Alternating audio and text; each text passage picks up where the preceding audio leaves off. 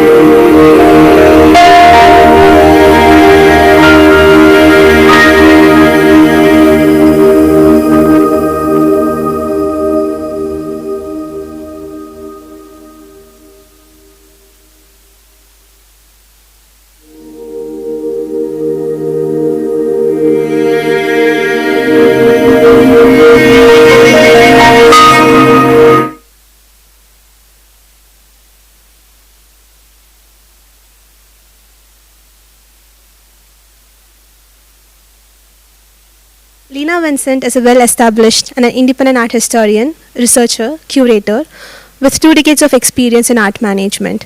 Since 2009, Vincent has worked on multi-layered projects relating to exhibitions, festivals, workshops, symposiums, and conferences. Her expertise is also at writing along with creating modes of learning while contributing to the evolving space of contemporary pedagogy.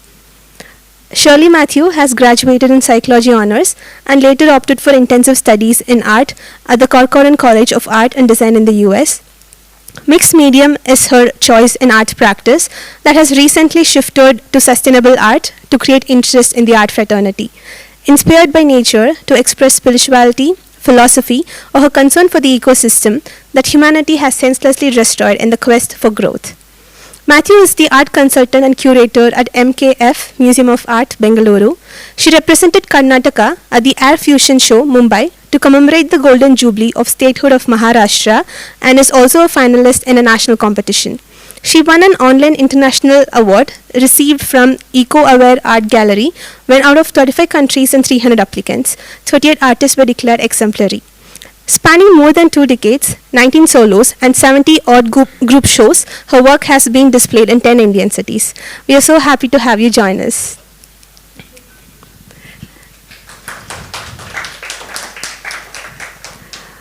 A couple of notes. Please keep your phones on silence through the duration of the session. For those of us sitting in the back, if you would like to have a clearer view of the speaker or the screen, please do come forward. Kindly refrain from flash photography. Priyanka and Santosh will be interpreting today's session in sign language. Over to you.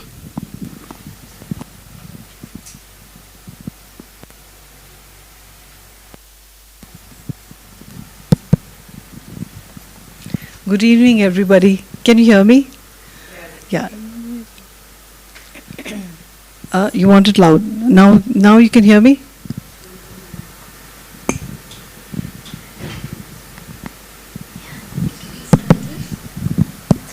Yeah, it's working.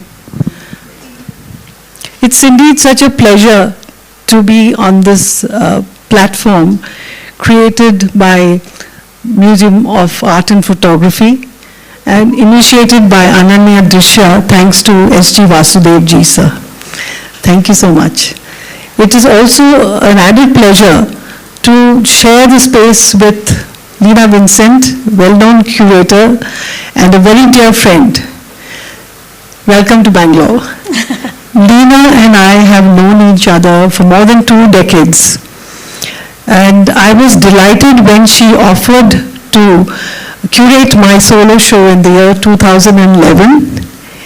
And as a curator, she decided to push my boundaries, get me out of my comfort zone, and she said, make a large painting. Well, I'm glad I didn't, in my enthusiasm, break a leg, balancing on a rickety ladder and trying to finish a work 7 feet by 4 feet scroll just for the show, 2 days before the show. Well, that way Leena widened my horizon, and thank you for that. Leena, in her interest, decided to widen her horizon by leaving Bangalore. and it saddened me a lot, so much that I stopped making biryani, which she used to relish. So no more biryani till you come back. So this is, I would like to say that the topics that we would like to discuss could actually take many hours, but I would request Abhirami to contain us for 1 hour. Yeah? Okay, Leena, the first question is the curation over the years. It would be interesting to hear about your experience in creating concepts for a show and on engaging with artists of your choice and your advice for aspiring artists. Oh, that's starting with a lot. First of all, thank you, Shirley. It's lovely to be here, and I would like to reiterate that I'm so grateful to everyone here. A lot of people whom I've worked with, collaborated with, are right here in the audience. Thank you so much. And Mr. Vasudev, you You pushed me forward right from the very start when I began my career at Time and Space Gallery. So I'm deeply grateful to everyone. A lot of people ask, how did I, come into curation? Because curation itself is something that's a confused word. It's a term that's often misunderstood. It's not thought about in great detail. At that point, when I graduated from my master's at Chitrakala Parishad, after having done bachelor's in printmaking, which, I'll tell you later how beautifully it helped me, I entered a space where I began to realize that I was more interested in others' work than my own. So, cutting down a long story short, I understood that mediation was something that was so crucial. And there we are. 2011. Yes, ages ago. And you'll see that scroll also coming up next. So, curation at that point of time for me was about understanding how that mediation takes place and how it was necessary to build a dialogue between an artist, the artworks, an audience, and the other stakeholder, which is the organizer or the gallery. So this dialogue is what began to interest me very deeply, and I think perhaps it's a very people's job. It's about communicating with a lot of people, being on the same page with people, and understanding how this is to be taken out into an audience. So for me, curation became about that. It became about this mediation. And in the beginning, galleries all over Bangalore gave me an opportunity. And there are galleries that are not functioning anymore, but they gave me an opportunity to do what I want, to tell stories that were to be told. And that was for me my engagement with the idea of curation. About, yes, there it is,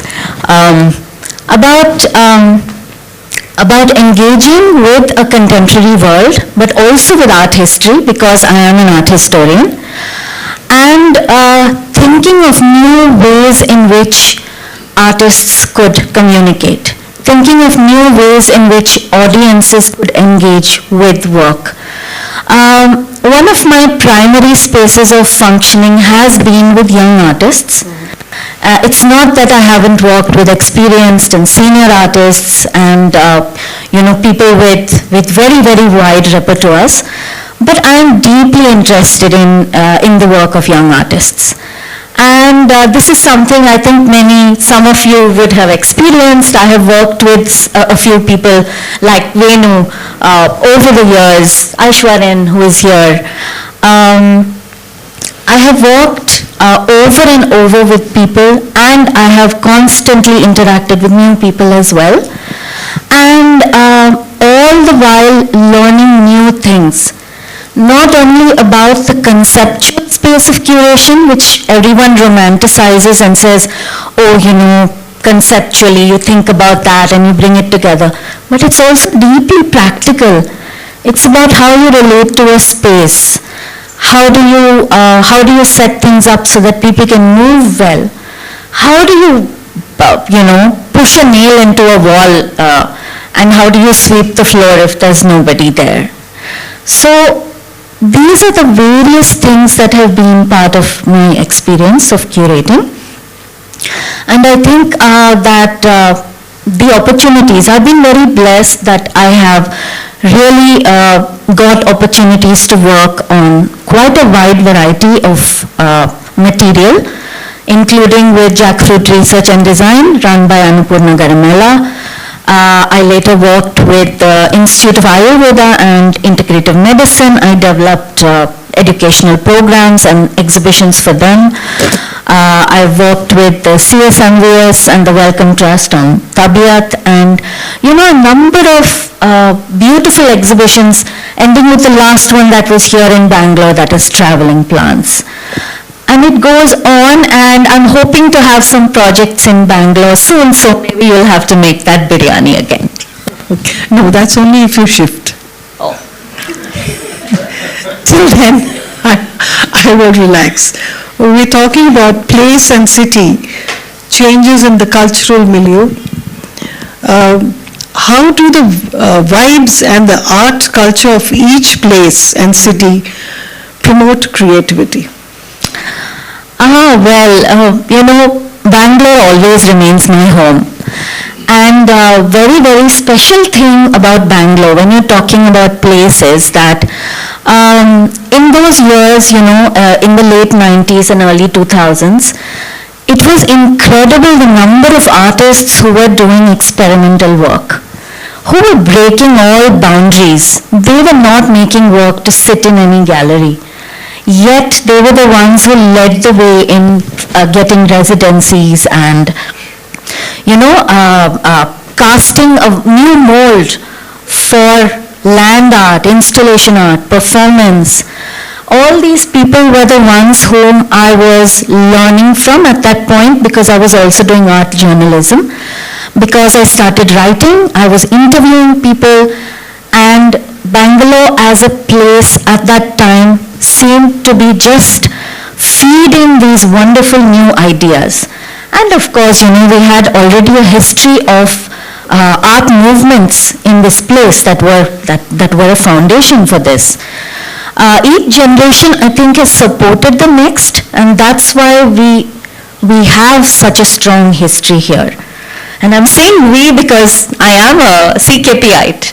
So this entire history is what I learned from, to understand that there need not be any barriers for curation. Artists can be doing anything. I am able to work with an indigenous artist or an artist who's doing high-tech work with several projections, or someone who is working with clay, or someone who is painting or drawing. The medium in the end doesn't matter. It's about how, that expression and that truth is coming out. Right. So even when I moved to Goa, which is 12 years now, I continued in the same way to build a relationship with place through artistic and cultural expression.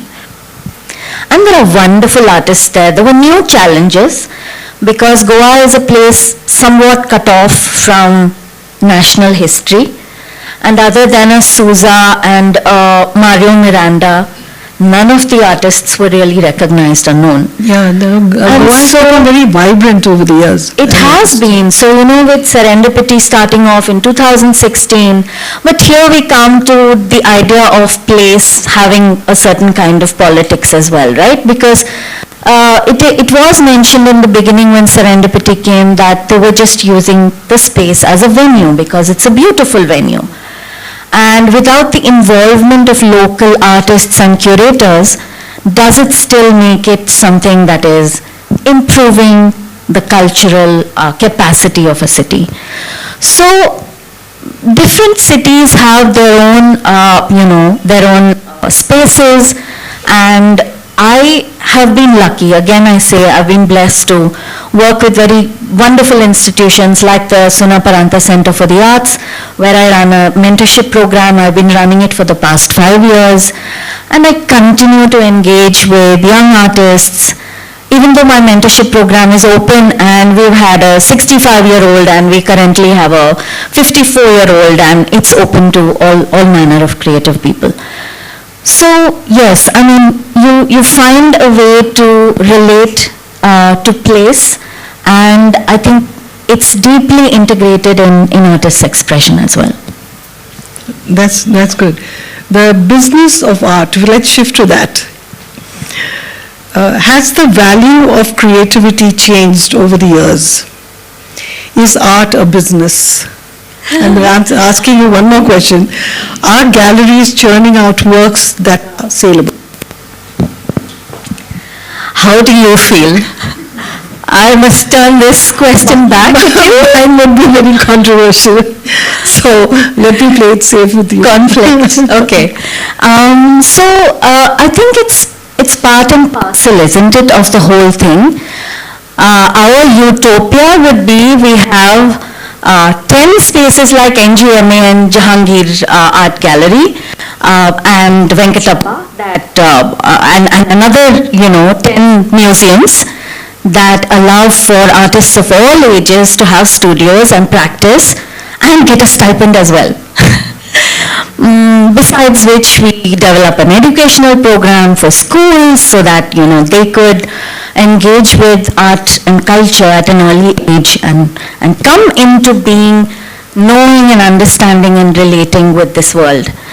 But that's not the utopia. We've got a very tight network of galleries across India, mainly concentrated in the metros. And I've often realized the sort of, problematics of artists being in non-metro centers and wanting to be in the mainstream gallery world. We spoke about this notion of success. Yes. Like who is a successful artist? Somebody who has been chosen to be represented by a gallery in Delhi and Bombay, or someone who is very, very happy in their own studio space creating their work. These notions of success that we've learned have also been tied to the economy of art in many ways. And there is value. I think there is great value, both artistic and economic value, to an artist's work. But what I do believe is that we really, really need access to some kind of regulations. We are an unregulated industry, if I may call it an industry. There is often very less access to any legal process or recourse. Young artists are very often, I'm saying young artists, but I think a lot of artists have gone through, situations of being taken advantage of, where there is no paperwork, where, works are not being returned from a gallery or an organization. Right. And it is a business, and we appreciate all the galleries who are doing incredible work in supporting artists, giving space to artists, making sure they're presented at fairs and wherever. But it's still just a small, bracket, and it's also a very tight network. So what does one do? Those who make it, those who are represented, those who get those opportunities, that's fantastic. But others still have to continue to work. It's very tough. Yeah. So I don't know. It's like you said, it's the economics and the commercial aspect of it. Yeah. So galleries, of course, you can't blame them. They need the money, so they will go for artists who are saleable. Saleable, so to speak.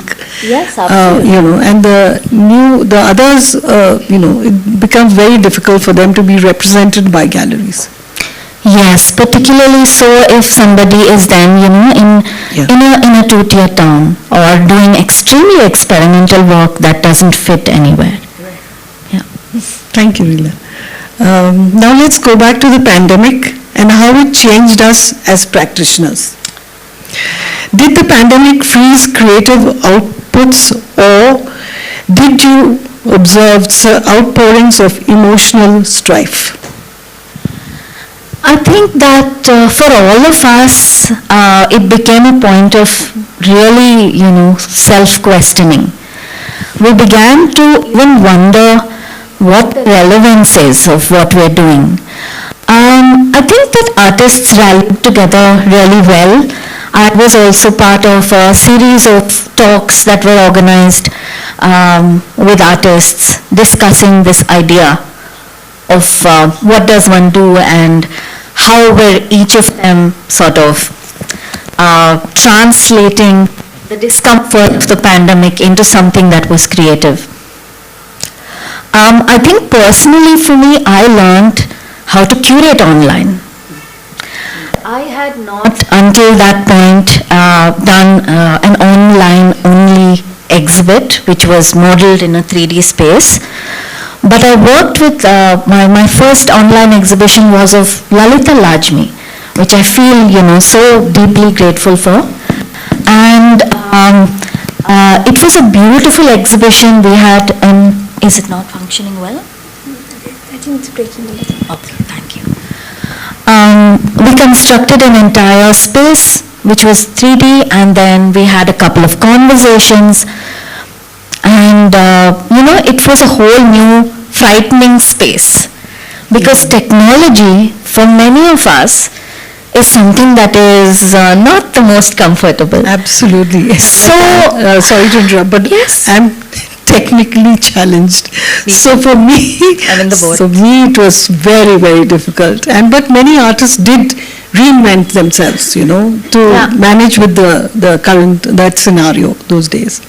Absolutely, and museums like a map. I mean, there were so many programs that were online, and opening up for audiences to engage with arts and culture so beautifully. Obviously, we don't all the time want to be in that space alone, because interacting physically with art is incomparable. You can't really, right, compare it. But it gave everyone the opportunities to understand what the possibilities are of the digital space.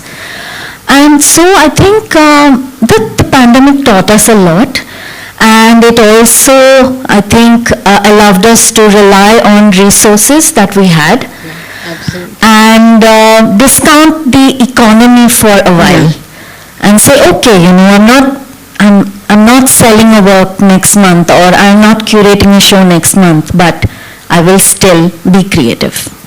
True. Now we go on to the role of women in the cultural field. I think you would love to speak about that. Yeah. How would you rate the level of participation of women and their mindset in your observations over the years? Well, that's really interesting. One thing, that has always been, used to be a question of mine is that in so many of the exhibitions we used to see, there were a lesser number of women than men. Just today I was talking to somebody about, the number of artists from a particular batch of students, let's say, graduating from a particular institution. How many of them are still practicing in the field? And in that, how many are women? Now the count, I think, is really, sometimes it's very dismal when you look at the data. But on the other hand, a large majority of our gallery spaces and cultural institutions are headed by women. So that has its own story, It's a balance, I think, and a kind of privilege. I think a lot of women in the transition from being an unmarried person to a married person, those who choose it or those who are put into that situation, being a mother, being a caregiver, it takes away from the space of making art very directly. And if you can't make the art, you can't give it to a gallery. And if you can't show your work regularly, then you sort of disappear from the entire scenario. You're as good as you're seen, You are, like that. Absolutely. So if you're not seen, and nowadays all the more, then you vanish from the horizon. But, I think that a lot of women in prominent roles have also created spaces for other women. But we really need more of it. We need to constantly be able to create spaces for each other and share the space a little more. I think that in certain cases it becomes very competitive. The arts and culture world, opportunities are low, so competitiveness is high, and then you want to. There's enough space for everyone, actually. You don't need to grab each other's space, but all sorts of things happen. What about age as a factor? Oh gosh, talk about age. Everything is for emerging artists only. You cross a wonderful golden digit and every opportunity sort of dwindles away. Cross 40, and you simply are not even called to a residency or a curatorial program, or not in India anyway, abroad, yes, perhaps. But we have just, and please do correct me, us, if there is something wrong here. We'd love comments. But it is, largely in my understanding, everything sort of dwindles. So you have a lesser number of women and a lesser still number of women over a certain age. And many start at 40. Some of them have. Yes, absolutely, and that's why I developed a mentorship program that was open and that didn't have an age bracket, because experimentation never stops, and learning or changing or having discussions never stops. So in the field of pedagogy and mentorship, we should talk about art institutions. Considering that you have experience in this field, do you feel there is ample support for aspiring artists? Isn't mentorship a personal space for an artist? Like there was a time when, it was just one senior artist mentoring one or two. But what would you say about beyond that? I think to go a little backward, our art institutions really need to change some more. I'm sure some of them, are already changing, and but a lot needs to be done. The very first, I began this whole idea of informally mentoring young artists because I realized there were these huge gaps. In translation of anything, there was no direction, there was no understanding of the professional space, or an understanding of curation, or how does a gallery function, or how does one present work. All these things were simply absent, and I felt that I could contribute in that space. So for a long time I was doing it just for the sake of doing it. And then I got support first from the Piramals and then later from Suna Paranta to actually run programs. And I have been able to actually gather feedback and follow transitions over a decade of time. I have worked with artists from their student age until they are represented by a gallery. So I understand how deeply it can impact the space. But here I do want to, put in one thing. We are, of course, talking about the politics of curation also. Who is represented and who is not, who is chosen, who is not, what are the biases, etc. So I have felt also personally in the space of curation that it is a powerful space. You are in a position to make choices. You are in a position to select somebody and not select someone else. How do you maintain an objective space? How do you be fair? How do you not misuse that power? Now I convinced you to climb the ladder and do the whatever, because I felt deeply that that was the right thing for you at that point. I'm sure I've pushed a few people, in this audience as well, to do things, and I've had immensely beautiful experiences with those conversations, and actually showing their work also at the end of it, experimental work that came out of these conversations. So coming back to that, notion of power, and that is a space that needs to be understood very well in this wider space that we are talking about. I'm sure you've had a lot of experiences, and because there are some artists that are difficult to deal with, and it's just quite tough, I'm sure. And yes, artists, institutions, sometimes in your concepts, Absolutely. So there's also other things, like there are problems of ethics sometimes, someone develops something or you develop something and someone else hijacks it and says, I did it. And in the creative world, It's is rampant now. rampant. It's Very sad. rampant. There's And in nothing the to digital control. space. Yeah. So how does one, it's important. That's why I go back to that idea of regulations. Somewhere I think we need to understand that that we need that balance. We need somewhere to look and say, okay, these are legally things that should be done and they're not being done. And we need to have it in different regional languages, because if we have it only in one language, it's not going to be, working. So in many of the exhibitions that I've done in different spaces, the idea that it should be translatable, there are bilingual texts so that people can understand what is going on. We have a workshop or something or the other that gives that accessibility to, whoever is coming in. Like today, in fact, I'll just push this anecdote into it. I went to the science gallery in the morning and I took a cab from there to here. And he asked me, what is there in that gallery? Yenide madam, Ali. So I told him about what is happening. And I said, it's free, you please go. Then he said, I like photography. I do photography. Can I show you one picture?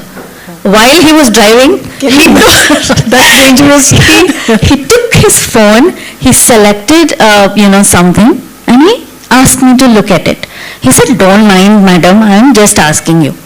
And I looked at his beautifully framed compositions of Bannerghatta, Nandi Hills. Look at that. And He doesn't have a platform. He has to work. That becomes very, very difficult. And then I said, see, this place that I'm going to, this museum also has wonderful things inside. You can go with your family. The ticket is 200 rupees or something, I told him. He said, no, I don't know, I'll feel uncomfortable inside. So you see, this is of course in the background of all of it, the privilege that also I raised a little earlier. We are very privileged to be also in this space while, conflict is overtaking everything, so much in the world. We are able to sit here among friends, talk about art and culture, which is a huge privilege. And, when someone from the street feels uncomfortable to enter a gallery or into a space which they think is above them, then how much backward do we need to go to deal with those things? So I think that while we are talking about curation and pedagogy and this space of mentorship, all these things are under this umbrella. That's what I have realized, and with each project these new things come up. So, how about creating alternative spaces for art? What would be your opinion on existing spaces in Bengaluru? Do we need more spaces that support artists, especially those who are not from privileged background? You have, especially from the villages, a space, but there's nobody to guide them, I feel, They don't know how to go about it. That becomes very difficult for them. Yeah. And we already have CKP and now WAG, Venkatappa Art Gallery. Yes. So, but what do you think about spaces which... We need more. I was already saying, we need 10 more of everything, Bangalore has always led the way in alternative understanding of cultural spaces. The art park, I do have there it is, perfect timing. Yeah. Spaces that are democratic, spaces that are open, spaces that allow the economy to be moved into the background for a while at least. Yeah. For people to understand ownership and the joy of being close to art, So it's been wonderful, and there have been spaces like the one set up by Suri, Suresh Kumar, Gopal Reddy. There was Jaga, where you'll find one picture where, in Jaga, I have my arms spread out, and I realized that I stand in the same way. I've got like 4 or 5 images like that in the gallery space with my arms spread out. Because that's what happens when you're measuring space and you're thinking. So I think that also there is one Shanti Road which has encouraged a lot of Suresh Jairam. Absolutely, and there are new spaces like the space you are associated with. At MKF Museum of Art, we have encouraged a lot of emerging artists, especially from the village. We had a few artists coming in because they are hesitant to go to galleries, so they come and meet us, and then we tell them, what kind of work they're doing, and we discuss all that, and we hold their show. It goes through a selection process, but there's a comfort level for artists because I am an artist, so then they connect with me immediately. Absolutely, and that has always helped me as well as a curator. Because I come from a practicing background, and I'm most comfortable in a studio space or understanding what the artist's process is, and I feel that it has helped me immensely. And just looking at this here, I mean, I do remember last year's program with Palaniappan sir, and what I have, I think, tried to do, and I've included like a couple of images here, is to also introduce artists from one place to another place. So to constantly try and make these connections so people have more opportunities to showcase work, to be with other people, for new audiences to see their work. And sometimes it's not about the money. Curators don't get paid a ton of money, unfortunately. And, also selling the artwork. So the galleries are the ones, they do that, but not necessarily for a curator. Because, that's how it is. So actually, I don't get into the business of it at all. Very early on, I realized that I was bad at it. I was so bad at it. That's a different ball game altogether. I remember you telling me. So, I was also kind of wondering how to go about it. But I was very delighted that, that you offered to do the curation, and then the rest was... And it was so funny that you bought one of the works and we forgot to put it up for the show. You remember? And I still have that work. Yes. And I feel so proud of my little collection of work. It's not little anymore, it's huge. I have to store it in a big army trunk when I can't put up much.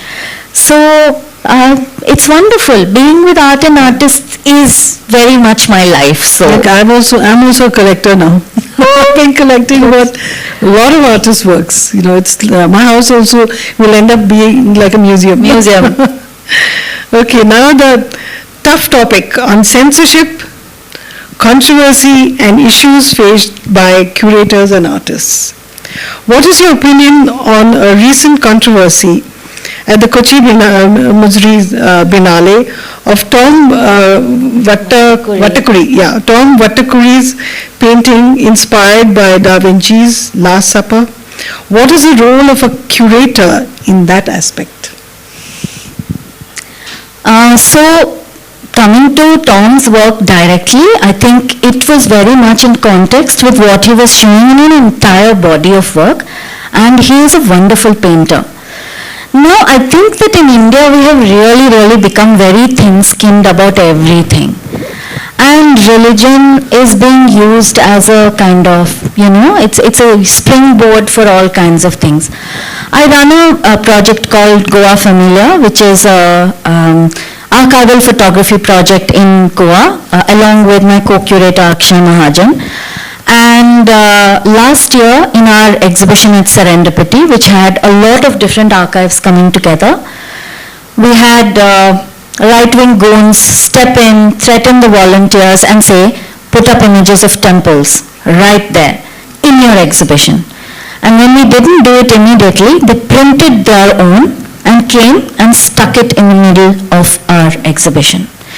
Now that is the kind of thing that can happen because they threaten directly and say, you will be affected if you don't do this. A curator, I think, would like the organization they're working with to take care of things in a stronger way, because sometimes curators are bound by vulnerable also. yes, They don't show. making decisions, and sometimes if your organization is not going to support you, then what to do? On another occasion, I had Arijit Sen's work, which was supposed to be in a very what I was proud of, the exhibition that I was doing, but the gallery refused at the last minute and said the work is too political, so we won't put it up. Someone will come and burn down the gallery. And here, I mean, you would have seen an image of Ravinder Reddy as well. At the RNZ, it was, in fact, at that time. And the VP was so worried that the ABVP people will come and create a big ruckus about the nude sculptures. He was insisting that we move them all into the back room.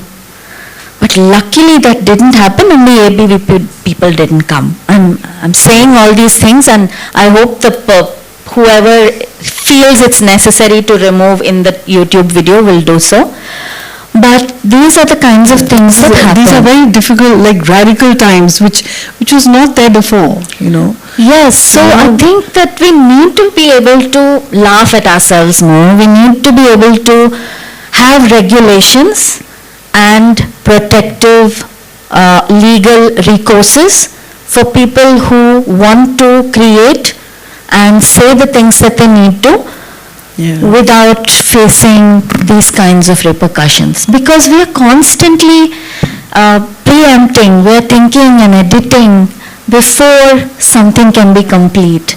That's sad, because you have to really think, you know, how will the certain party, the political party will accept it or not, which we never thought of before.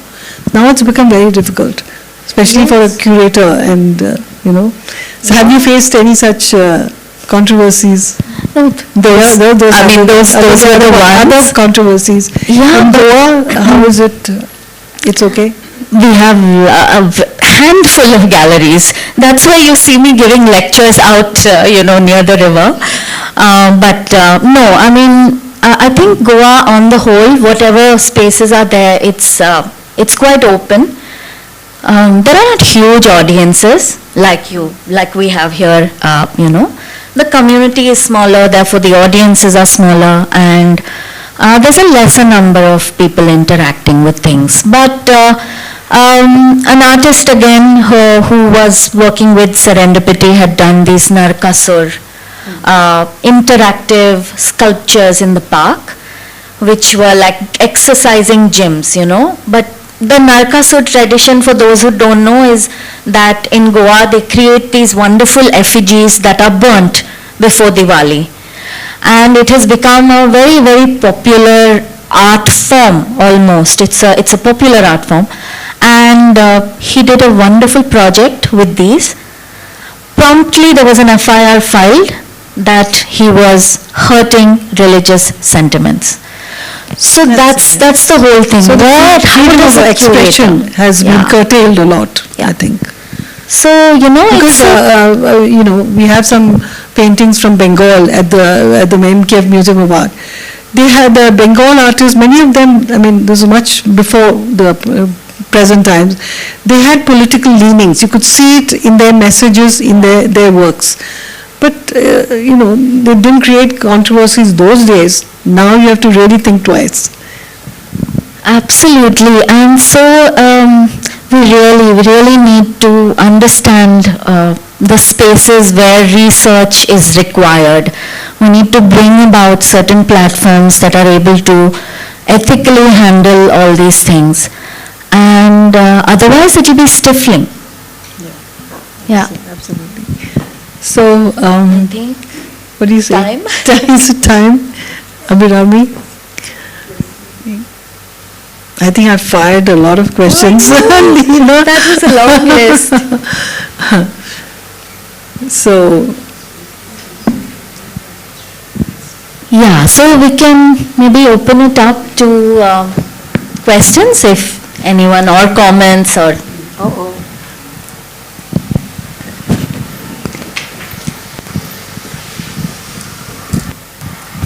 Hello, my question is that you are talking about art being known to others. It should be first and foremost introduced at school level. And if school children see from the childhood, they should be exposed to art. Then they will have no fear of entering into a gallery or into a museum. But today you see there are a few schools who offer art courses and also take their students to the galleries, to the exhibitions. To museums and there is a curator who will explain a little bit if there is a child. You take for example the science museum, if you know near the veterinary hospital. I mean there is a lady there, if you really want, she will explain everything. And it's one of the finest museums. Like you have the currency museum of also at Barton Center by the prestige people, by Irfan. Yeah. So there are hundreds of museums, but there are few schools which have good teachers who feel the need to take the students outside the school, outside the college, because that is more important, because without exposure, you cannot expect them to go beyond a certain limit. So they should be both not only to paint, not only to do, but to think, to speak about it and write about it. Very true. And there are a few schools I can mention, there are a few schools, but we hope there will be more interaction, not among artists, because artists never agree with another artist. That's my observation. They are always not too comfortable, and it is difficult. And there is a controversy on religious aspect or something. See, I feel you can take any religious subject and paint, but if you're pointing it out to irritate somebody or to draw a negative reaction, that should not be there. Why should it be there? If you feel so much, so have it in your studio. Or you are only doing it because you feel you get recognition for doing the wrong thing. Like I murder somebody and I get recognition even because I murdered somebody. So do I do that intentionally? And this is happening most often very, very intentionally, doing to a religion which is not their own. What about nudity? You are talking about Reddy, Rabindra Reddy. Nobody's bothered about it. I mean, they admire it. Nude has never been a subject of fear, especially in today's context. I think it's not at all. Even in schools, we teach nude figures to draw. So nudity is not really what is bothering. But if it has a deeper meaning which is hurting certain sentimental feeling, particularly it is a political situation all over the world. It's not only happening in India, let me tell you, it's all over the world. We are seeing ourselves, the violence that is being done on minute, simple situations, which has nothing to do with eroticism and nothing to do with nudity. And artists are a part of this society, and they also have to play a role with politics in mind. They can do politics, I'm not saying. In fact, they should do, but do it intellectually, conceptually-wise, and not literal, because we don't need that literal. Photography has gone beyond that also. So I feel that is what you said is absolutely right, Rajni, because I remember 20 years ago, I was quite surprised to see toddlers, they could barely walk. A whole lot of kids holding their hands and the teachers taking them to the museums. And that was very surprising for me because India was nowhere there. And now they are, like you said, have started. A little better. Yeah, much better. I think another thing which, to add, thank you for that comment, is that we do have authorities who are framing what is good and what is bad. And I think that is another large space. Sometimes a trend is accepted, sometimes it's not. Somebody says that it's good and so let's all accept this, and that also can happen. There are gatekeepers, there are authorities, and the hierarchy exists. So that is something that I wanted to add. It's an undercover. Yeah.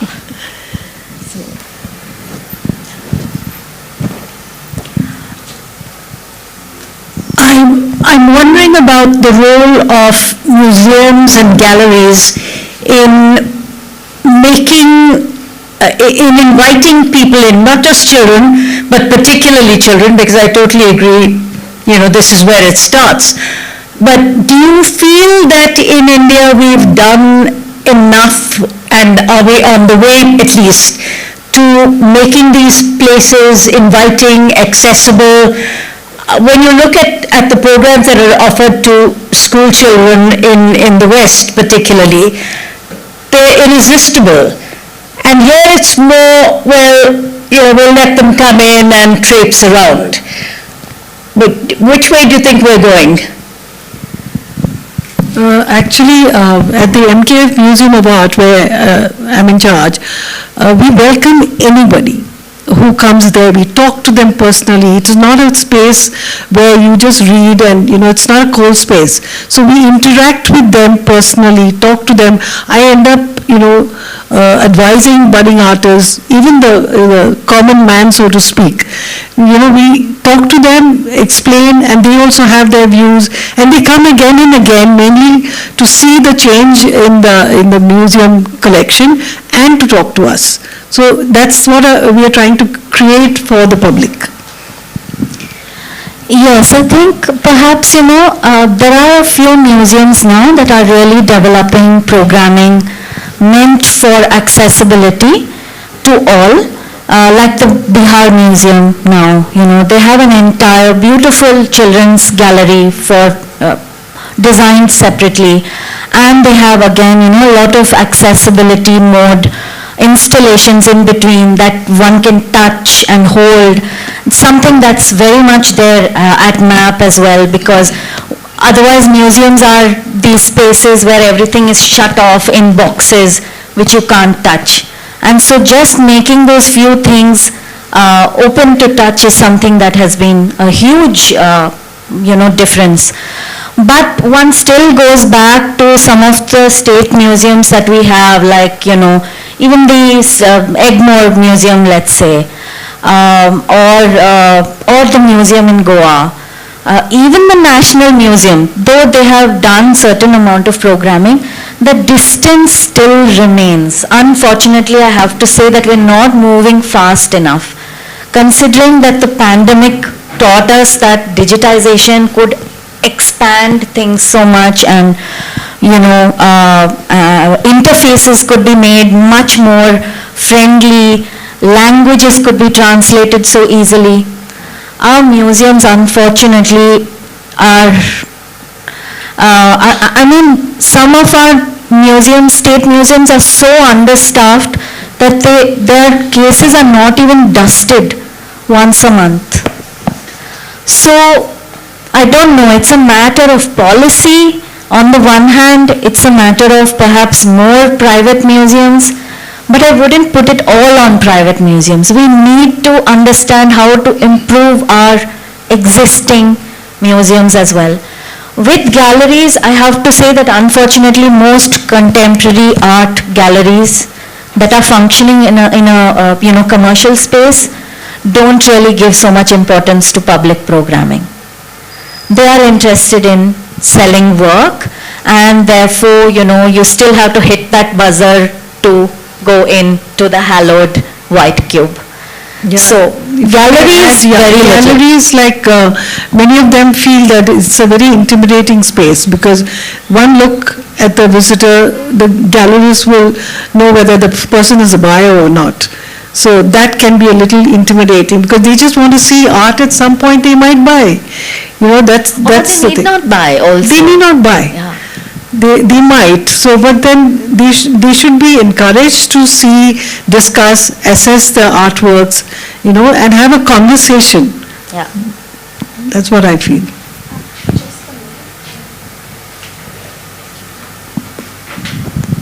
Hi, thank you so much for this talk. I was just curious about your thoughts on funding, and I'm particularly interested in sort of curation in the context of the white European or North American gaze. I was thinking about this because I have seen a few exhibitions of late that have been funded by organizations abroad, and there seems to be this kind of peculiar fetishization that feels a little bit uncomfortable to see, like photographs of rickshaw drivers or farmers that just have no context or place for it. So I'm curious, as a curator, how you think about this dynamic, and perhaps how you navigate that. Um, yeah, that's a complex discussion actually. How does one navigate something like that? One is, I think, that we unfortunately in India continue to be under the shadow of a colonial kind of methodology, much that we would like to say that we're not. There is still, there are automatic things that happen. Even the art history that we study, at least till a few years ago, it's entirely through that gaze, right? Even when I began to work with Mithila art, the kind of interpretations I read first were entirely from that gaze, a Western male gaze. So how does one navigate this space? Agenda is always there when an organization is getting funding and making certain choices in terms of curators or selection of artists or work. Then it's really tied back to that economy that is the capitalist mode. We have to depend on funding. Unfortunately, we can't do everything that we want to without access to that funding, wherever it comes from. So it, I think, is it's an onus on each individual to decide what they would like to do, what they would like to engage with, what they would like to write about or not. And that's the way I function. I have consciously been saying no to certain things that don't align with my larger changing view in the current times, which I might have done 15 years ago. I won't do that now. But it really is an individual choice, and sometimes it's difficult because everyone needs the funding. So sometimes you bend certain rules to accommodate things. But if we can have platforms where this discomfort can be spoken about, which is a rarity, because what happens is mostly everything is flushed under the carpet, swept under the carpet, because we are again such a tight, small network that anything we say out aloud might have repercussions in us getting work later or not, because that much of power is around.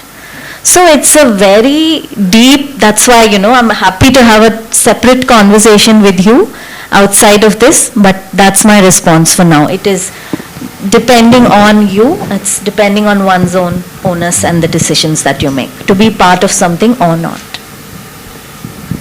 Going back to this thing of how ordinary people are sort of excluded from most art spaces, I think the two places that I've seen literally, including lots of school children and lots of other people, one is traditionally for many, many years Jahangir Art Gallery. Yes. And in Bombay, and the other is actually the Kochi Biennale. Yes. Where you see streams of children and all kinds of people just going through, and whether they understand or not, but they do in the Kochi Biennale have people who can take people around as well. It's mediation. So that is the thing. And I was thinking, for example, now literally every week there's a literature festival, right? All over the country there's a literature festival the whole time.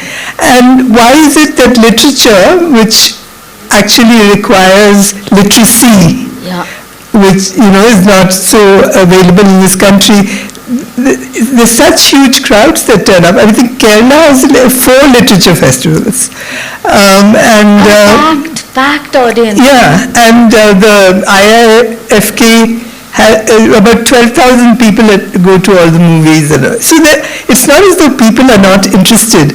I don't know if the contemporary art establishment is that interested in being more inclusive, and whether they really need to think about strategies, maybe even learn from experiences like the Kochi Biennale and Jahangir, and what is it about them that don't intimidate people? Yeah, don't alienate. Yeah, and I don't want to say anything about Art Park, but I think that's one step forward. But then how much are even artists using that?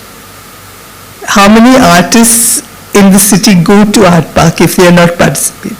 If they're not participating, how many of them encourage others to go and see, Right, yeah.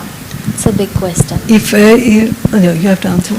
If I may add about the Kochi Biennale, it's funny that in the first edition, the locals were wondering what is all this about, especially art installations. When they saw a boat filled with, a broken chair, and they in Malayalam they said, "Idendua," "Yangada veettilundo, in my house we have all this. Why are you putting it into a boat?" But now, after the fourth episode, by then the locals became experts, and they would say which Biennale was better than the other, whether it was good or not. That one. It reached that level. Yeah.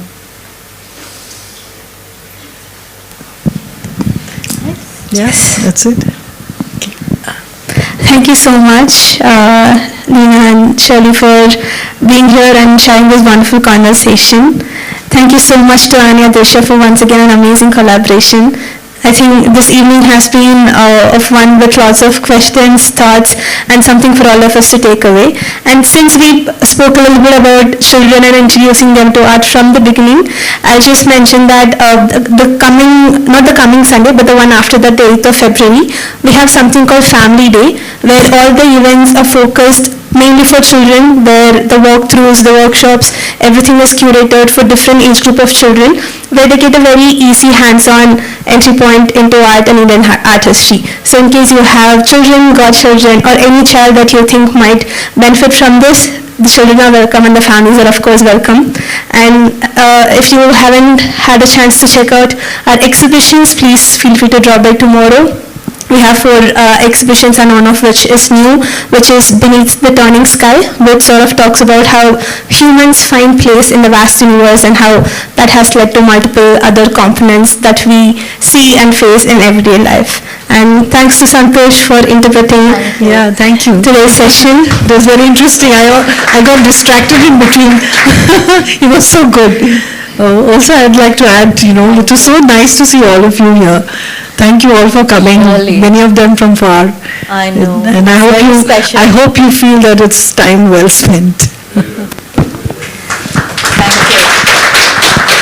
And I did notice a couple of us had some more questions. I'm so sorry I had to stop because of the time crunch. But please feel free to take the conversation off stage, and we can have the lights on, so you can of course be there. And we have a small post-its with some board there, so in case there was something that you took away from the conversation or something that you would like to share, please feel to write them over there. Once again, thank you so much to Anya Disha and to Leena and Shirley. Thank you for all the support. Thank you. Thank you.